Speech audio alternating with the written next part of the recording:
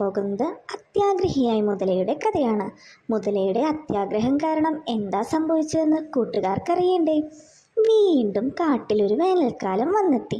സൂര്യൻ്റെ കഠിനമായ ചൂടിൽ കാടെല്ലാം വരണ്ടുണങ്ങി.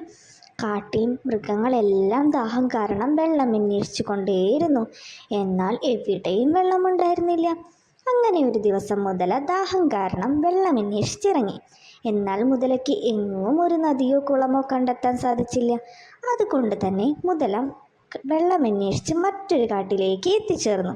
എന്നാൽ ആ കാടാണെങ്കിൽ മരങ്ങളെല്ലാം തഴച്ചു വളർന്ന് കാടെല്ലാം തിങ്ങി നിറഞ്ഞ് അതിമനോഹരമായിരുന്നു. മുതല വെള്ളം അന്വേഷിച്ച് ആ കാട്ടിലൂടെ നടന്നു. ആ സമയം മുതല ചിന്തിച്ചു, ഇനി ഇവിടെയും വെള്ളമുണ്ടാകില്ലേ? വെള്ളമെങ്ങാനും കിട്ടിയില്ലെങ്കിൽ എൻ്റെ കഥ തീർന്നത് തന്നെ. അങ്ങനെ വെള്ളവും അന്വേഷിച്ച് കുറേ ദൂരം കാട്ടിലൂടെ മുതല നടക്കാൻ തുടങ്ങി. ഒടുവിൽ മുതല നടന്ന് ഒരു നദിക്കരയിൽ എത്തിച്ചേർന്നു. ആ നദിയാണേൽ വെള്ളം നിറഞ്ഞു കവിഞ്ഞൊഴുകുന്നുണ്ടായിരുന്നു. ഇത് കണ്ടത് മുതലയ്ക്ക് ഒരുപാട് സന്തോഷമായി. മുതല ദാഹം തീരുവോളം വെള്ളം കുടിച്ചു. അതിനുശേഷം ചിന്തിച്ചു, എത്ര വെള്ളമാണ് ഈ നദിയിൽ.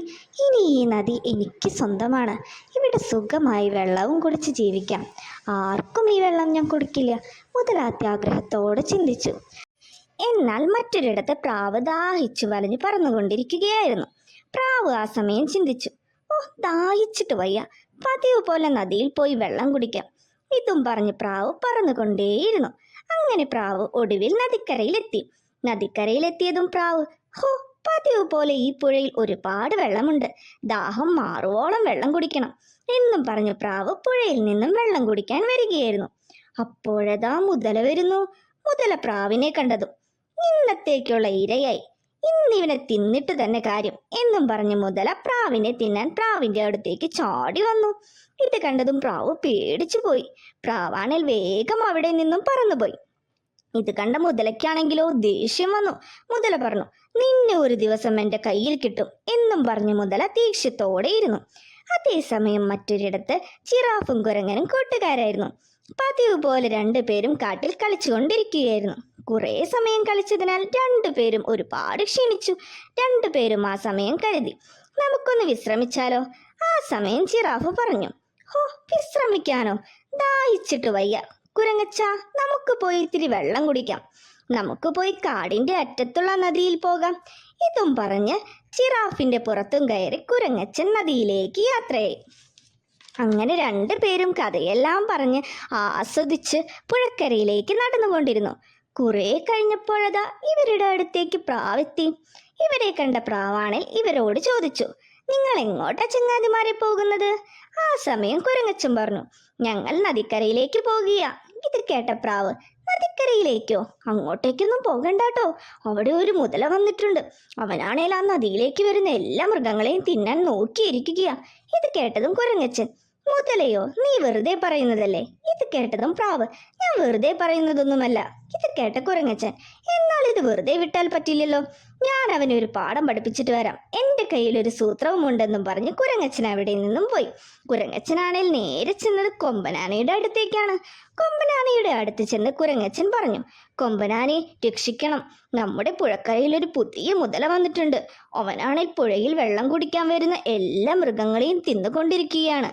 ഇത് കേട്ടതും കൊമ്പനാന, മുതലയോ? അങ്ങനെയൊരു മുതല വന്നത് ഞാൻ അറിഞ്ഞില്ലല്ലോ.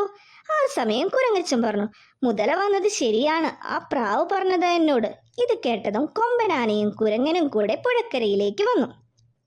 കുരങ്ങൻ പുഴക്കരയിലെത്തി മുതലയെ നോക്കിയപ്പോൾ മുതലയെ കാണുന്നില്ല.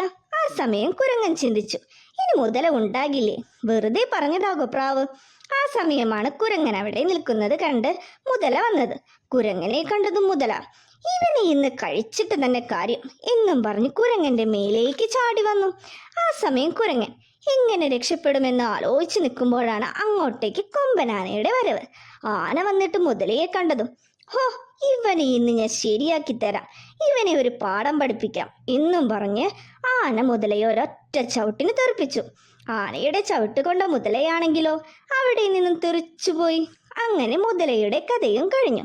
ആ സമയം കുരങ്ങൻ സന്തോഷത്തോടെ ആനയോട് നന്ദി പറഞ്ഞു. കൊമ്പനാന ഇപ്പോൾ വന്നില്ലായിരുന്നെങ്കിൽ ഞങ്ങളുടെ അവസ്ഥ എന്തായേനെ. ഞങ്ങളെ രക്ഷിച്ചതിന് ഒരുപാട് നന്ദിയുണ്ട്. ഇത് കേട്ടതും ആന അവിടെ നിന്നും പോയി. കുറേ സമയം കഴിഞ്ഞപ്പോൾ അവിടേക്ക് ജിറാഫും വന്നു. കുരങ്ങനെ കണ്ടതും ജിറാഫ് പറഞ്ഞു, നീ ഇല്ലായിരുന്നെങ്കിൽ ഞങ്ങളുടെയൊക്കെ അവസ്ഥ എന്തായേനെ? നീ തക്ക സമയത്ത് കൊമ്പനാനയെ കാര്യം അറിയിച്ചതുകൊണ്ടാണ് എല്ലാവരും രക്ഷപ്പെട്ടത്. നിനക്ക് ഒരുപാട് നന്ദിയുണ്ട്. ആ സമയം പ്രാവ് പറഞ്ഞു, നമുക്കിനി സമാധാനമായി പുഴയിൽ നിന്നും ഒരുപാട് വെള്ളം കുടിക്കാലോ. അങ്ങനെ പ്രാവും കുരങ്ങനും ജിറാഫും കൂടെ സന്തോഷത്തോടെ പുഴയിൽ നിന്നും ഒരുപാട് വെള്ളം കുടിച്ചു. ഈ കഥ കൂട്ടുകാർക്ക് എല്ലാവർക്കും ഇഷ്ടമായോ? ഈ കഥയിൽ നിന്നും എന്താണ് കൂട്ടുകാർക്ക് മനസ്സിലായത്? മുതല അത്യാഗ്രഹമൊന്നുമില്ലാതെ പുഴയിൽ നിന്നും വെള്ളം കുടിച്ചിരുന്നെങ്കിൽ ഒരു പ്രശ്നവും ഇല്ലായിരുന്നു. മുതലയുടെ അത്യാഗ്രഹം കാരണമാണ് മുതലയ്ക്ക് ഈ അവസ്ഥ വന്നത്. നമ്മളുടെ ഉദ്ദേശശുദ്ധി എപ്പോഴും നല്ലതായിരിക്കണം. ഈ കഥ കൂട്ടുകാർക്ക് എല്ലാവർക്കും ഇഷ്ടമായാൽ തീർച്ചയായും ലൈക്ക് ചെയ്യുക, ഷെയർ ചെയ്യുക, സബ്സ്ക്രൈബ് ചെയ്യുക.